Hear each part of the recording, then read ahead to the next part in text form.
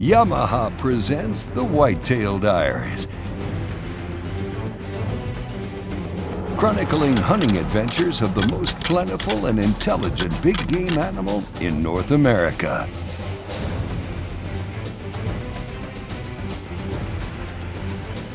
Join top whitetail hunters nationwide and embark on the amazing adventure that is hunting the whitetail deer.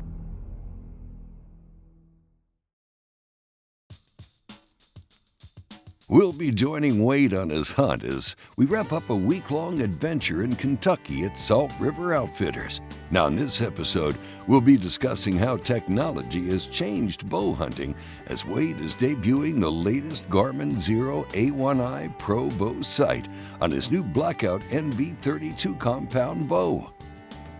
So my bow setup this year is the Blackout NV-32. I'm shooting about 64 pounds. My most comfortable draw length on this bow is 28.5. I've outfitted it with a variety of accessories. I'm shooting some micro diameter arrows this year in the Gator SS broadheads from Blackout, and then I topped it off with a brand new prototype Garmin Xero sight. This sight is the most intuitive of the Garmin Xero sights as far as I'm concerned, because the setup process is totally different. You've got more mechanical options to be able to dial in pinpoint accuracy. You're able to tell it how fast your bow's shooting so it can help set and speed up some of the process. So technologically, I'm just shooting a phenomenal setup this year, but you always have to remember in bow hunting, or really in anything, you can have the highest technology in the world, but the human's still got to control his motions. He's still got to perform at that time of everything going down. Bow hunting technology, just like everything in the world, has certainly advanced and continued to grow.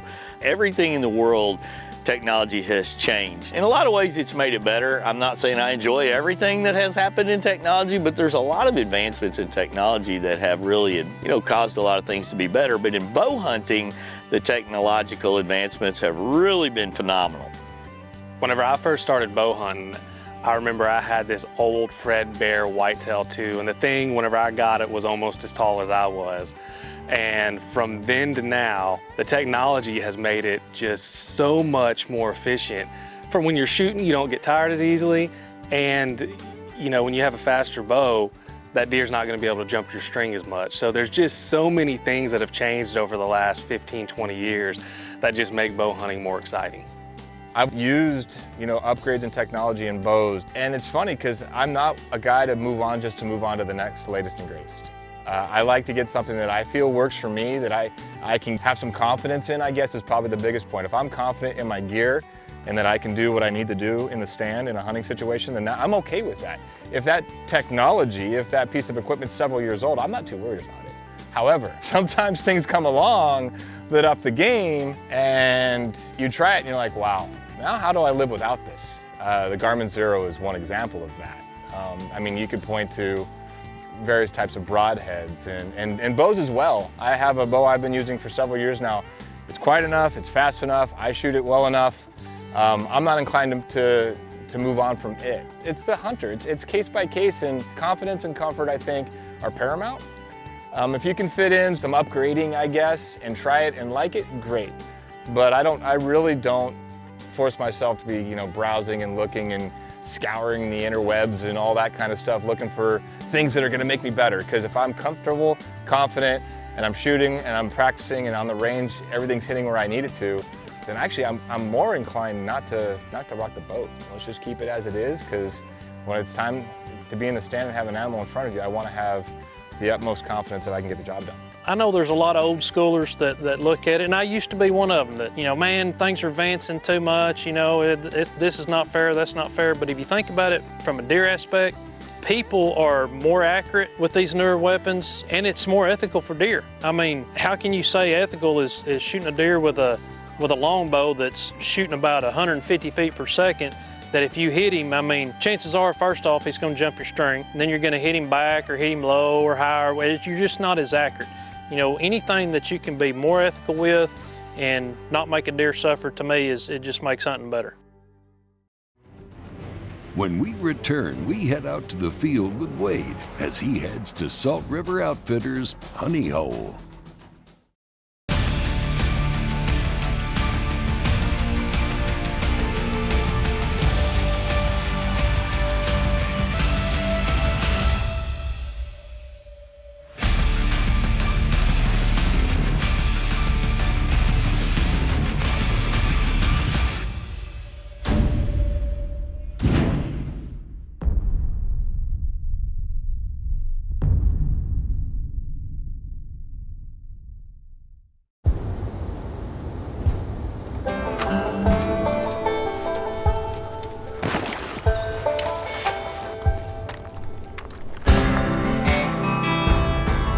You always hope for the buck of a lifetime. When it comes,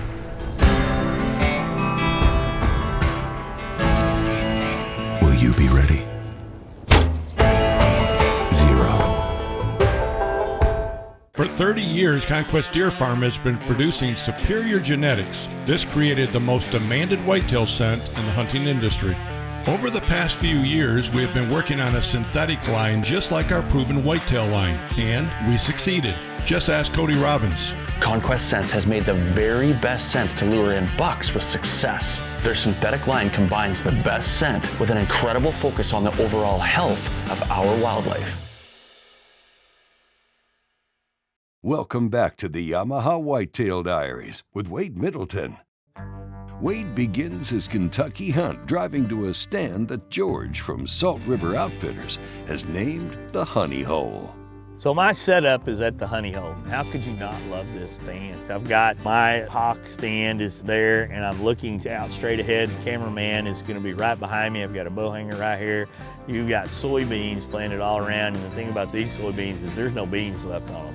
When you go in a bean field and there's no beans left on them, the deer have ate everything. And it was amazing how much they'd ate.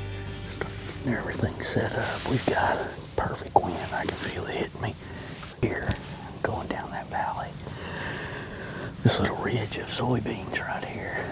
You know, you can tell it's a popular area. There's an old rifle stand down here to our right. And George has a lot of history on this farm. Says it's one of his favorite places. And obviously got a lot of deer coming through here. He said they're going to come from 360 degrees. So got to kind of keep our head on our swivel, or really our eyes on a swivel. It's a good tip for new hunters to be thinking about not necessarily turning your head, turn your eyes. Use your eyes to find the deer without, moving like that all the time to eliminate some movement. So we're going to settle in there and see what happens. It's Kentucky. Early season, it's actually opening day here in Kentucky when we're filming this. Temperatures are about 82, chance of rain a little bit after dark. Excitement level is through the roof. What makes this week so special is it's our velvet week. They're in their summer patterns, they're still worried about food, that's all they're geared for right now is eating. A lot of people get tied up in wanting to hunt the rut, but honestly I believe that when the deer are more patternable, that September month, that's what makes this week special. When we're trying to set up and hunt these deer, you have to put everything in your favor. If you can get the deer to come to a spot to where you can play the wind and you're absolutely sure these deer cannot circle downwind of you, in early season, you're setting yourself up for success. So we try to set our stands up to where your scent's going to be blowing into a wide open pasture that the deer shouldn't be in, or blowing across the river. A lot of times in these river bottoms, I try to set my stands up and hunt with wind blowing across that river so the deer can't really get in the river and get downwind of you.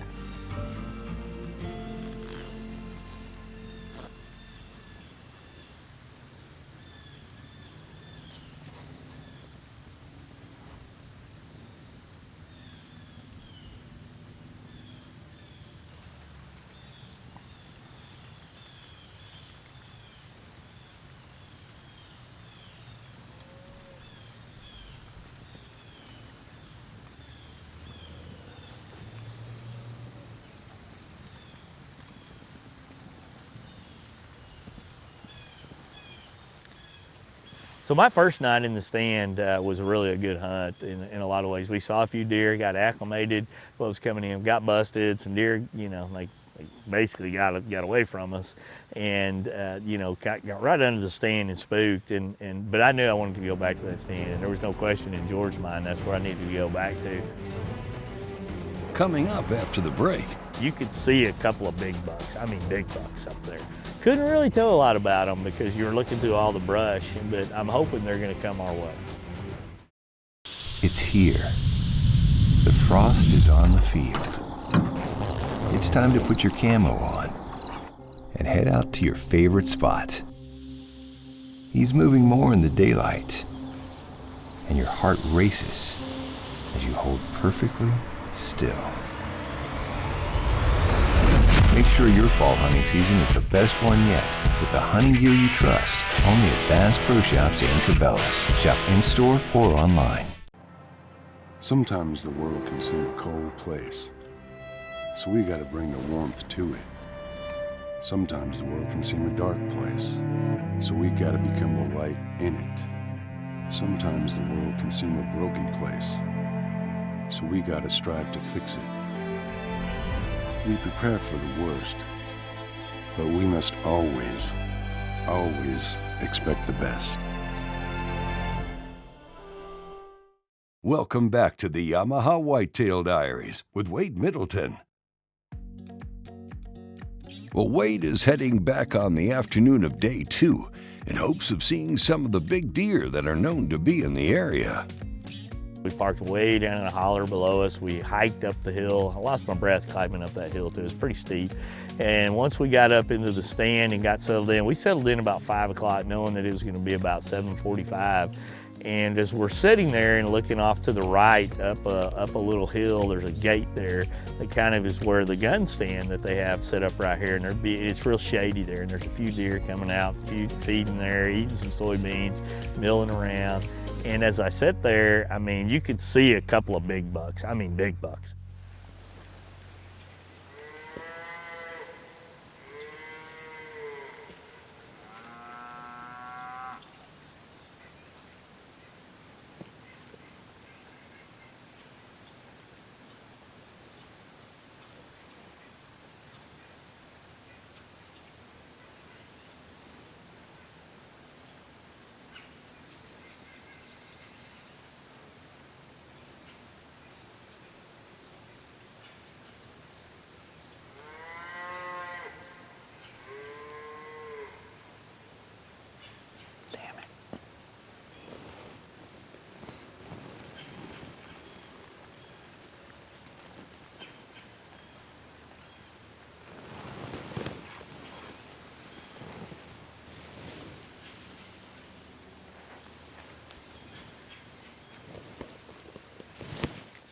You know, as the afternoon goes on, it's very common when the shade kind of comes into the area, more and more deer filter in, and I can tell Jeff's mood up there. I mean, dude, he's like, I can't see whatever he's seeing, but he is like locked on.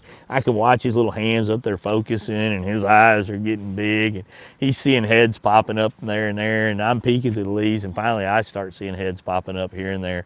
And I mean, I'm watching what's going down and what's coming and everything. And sure enough, it became I don't know how many bucks came through there that night. I mean, 10, 15, 20, 25. If somebody told me any of those numbers, I'd just go, yeah.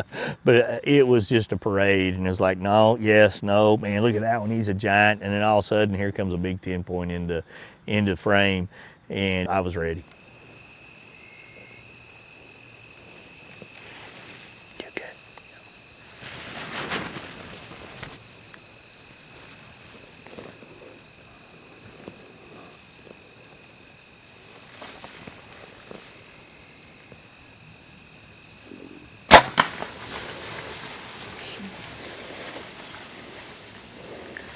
We smoked him. Go down right there. Go down. Go down. Go down right there. Go down, buddy. Go down right there. Go down. What a buck. Right there. What a buck. What a buck. What a buck. We smoked him. Total pass there, right there.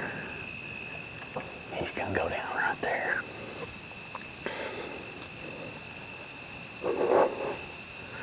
I'm telling you right now, that'll shake you up. Boy, that was a giant bachelor group of bucks right there that come in. That's a big 10-point still in velvet.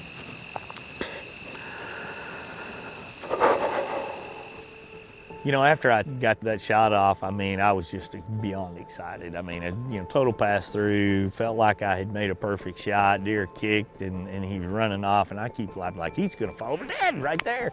And he just stops and stands there, and he stands there, and he stands there, and he stands there. And we talked about technology before. I mean, technology is, I mean, I'm shooting a phenomenal setup, but I mean, my deer's still alive at this point. And now that your mind is it's the process of hunting that's hard. It starts going through all these emotions and changes, and the deer kind of disappears down into the timber and brush. And so we eased out. We got out of there right away. So we backed out, went back and watched the video. The deer's quartering a little bit towards me. I'm perfectly behind the shoulder in the crease right there, but he's quartering a little bit towards me. And so my arrow's exiting out and back a little bit. So we gave him time, literally about 3 hours. Got Michael and Steve and Jeff with me. We're gonna go up here where we last saw him, see what kind of sign we can find. I know there's coyotes in this area, so we're gonna give it a shot to recover it and that'll keep the meat in good shape. That's one of the toughest things to do in hunting is weight, because when you bump or jump a deer like that, you put yourself in a bind. People are going to be going, why are you whispering? Why are you whispering right now? Well, that deer very well may just be right up here 100, 125 yards. So I want to set the stage, talk about what we're going to do. We're going to go up there and give it a look. Hopefully we're going to find him piled up right there. And if not, it's very likely we may back out because that deer's going to die. I mean, that's immortal. He's not living through that hit right there. But we want to do what's best by the deer. So.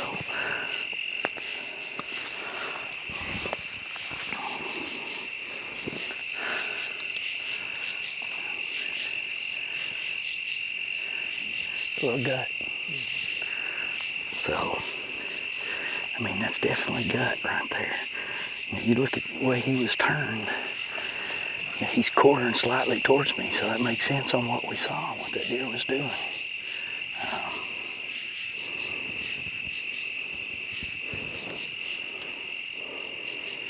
Now it's all about decisions. I mean, this is where that deer stood and stood and stood right here for a long time, and this is where I thought he was just going to fall over at the time. But he never fell over. He slowly worked his way down that direction there. But I mean, you look at that. I mean, that's a lot of blood. I mean, I've seen. You just never know. I mean, this is a deer that's going to expire. We've just got to decide what to do. It's always a tough choice. You know, he obviously quit bleeding, and he's not running to die, as I like to call it. He's working his way down into here. He's gonna bed down.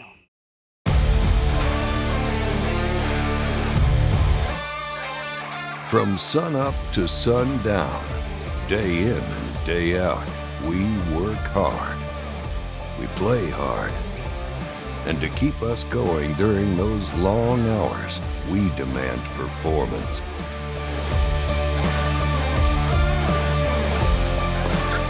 Angle Coolers, the original high-performance cooler. COVID-19 vaccine trial volunteer in the U.S.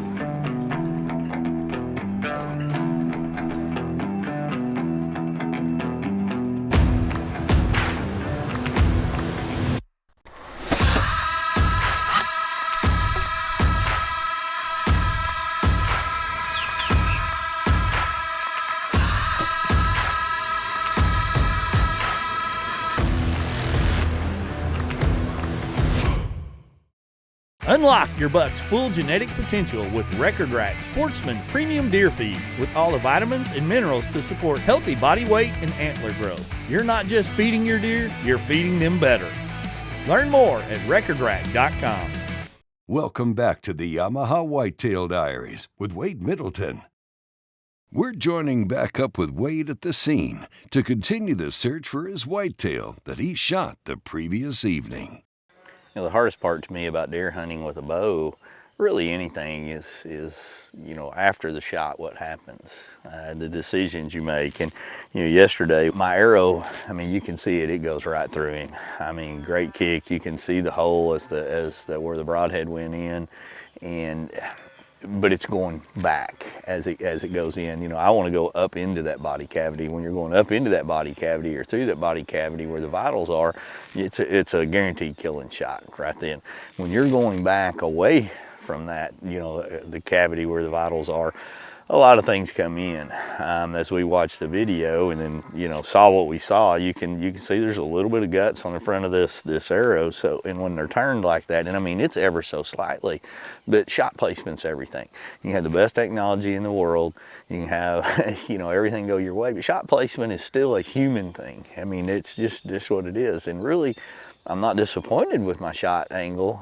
I'm just disappointed that I didn't catch it. He was just at that slight angle that causes my arrow to go back instead of straight through or straight up in. We came back out about 3.5 hours.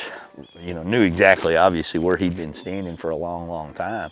Piles of blood there, a little bit there, but you know, he obviously walked off and bedded down. The cover down in this particular ravine here is really tall. We made the decision about midnight to get out of there, and now it's, you know, 7:30 morning, sun's just come up. We've got a posse of people to go down there and look and see what we can find. I don't think we're going to find a whole lot of blood. I think the cover down in there is going to be hard to find drops to the dirt. The grass is going to be real hard. We're going to have to find where he probably bedded down. I think he probably bedded down really close. So you got to be optimistic, and you're going to put the time in now to find your deer as anybody will. We come back in the morning and we just, I mean, literally, we lost everything fast. The emotions that you go through are brutal. You begin to doubt everything. Man, that's just a bad feeling, just a bad feeling. Jeff being Jeff, I don't know how he does this sometimes. He's just got part deer in him.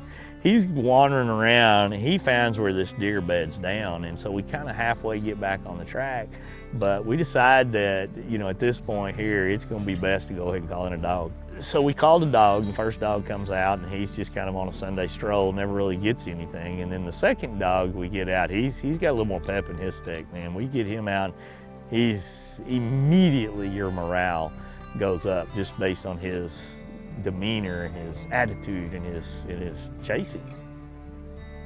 So as we dig deeper into our track, I mean, we're hours and hours and hours into this, and basically reality has set in that your eyes are rolling back in your head, and the knot in your stomach is getting tighter, and your palms are sweating, and it's just not looking good at this point. I know this deer's got a lethal hit, but we haven't been able to find him. The grid searches are going on and everything that you go through.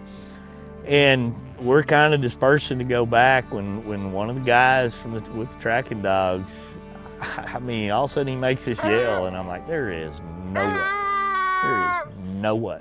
But yes, there was a way. He had found that deer about 200 yards from where we kind of thought that he should be, but we hadn't found him, and he had died in the creek, and the dog's going nuts, and I'm going nuts. We don't even have a camera. We're filming it with our phone at this point because we have hiked and hiked and hiked, and we're down to the phone, you know, 20 hours into this epic adventure, and you talk about how fast your stomach unknots and everything feels instantly better, and you can look at where the arrow went in, and there's just some of these deer just are tougher than boots, and they just have a will to live, and this was one of those. But we got him, we recovered him, and I just couldn't be more tickled pink to everything that went on. Another successful trip here at Salt River Outfitters, and George Cummins, and all the people in camp, all the people that I hunt with. I mean, what an epic adventure that talks about technology and the old school bourbon country here, and a big deer, and how everybody comes together to make it all end with a happy note.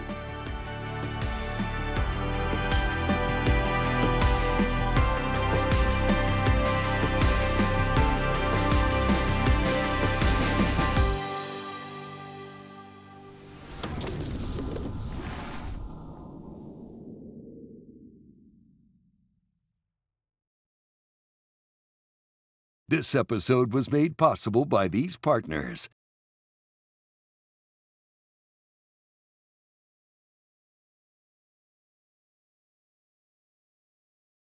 Many said that we were just obsessed when we started, that there had to be an easier way to smoke food.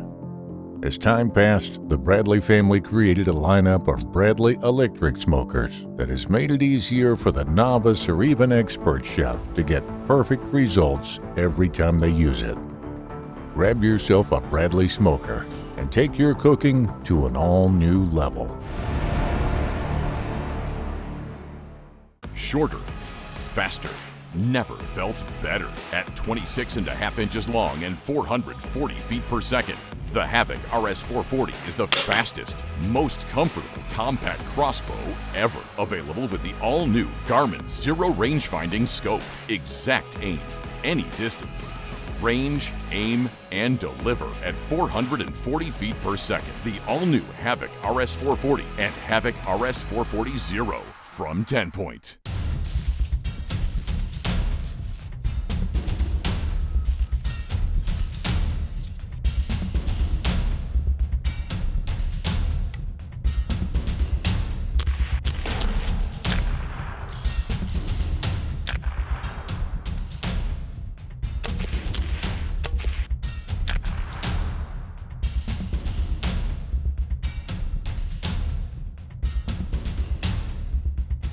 Introducing the Hawk series of box blinds, the ultimate box blinds for serious hunters. Insulated steel panels provide unmatched thermal, scent, and noise control. One-hand operable silent windows are designed for archers as well as gun hunters, while a roto-molded roof and window frames keep rain and snow out of the blind. Hawk blinds have the features serious hunters demand and are backed by a limited lifetime warranty, so your investment will last in the field for years to come. All new box blinds by Hawk. God, country, and the great outdoors. That's how my dad raised me. So it was only natural that I joined the United States Army. That's when I first used Trigicon. I used them again as a civilian police officer for 12 years. Now I'm blessed to hunt all over the world, and I only want the best optics on the planet. Trigicon. Dan Catlin, former U.S. Army, military police. Trigicon. Brilliant aiming solutions.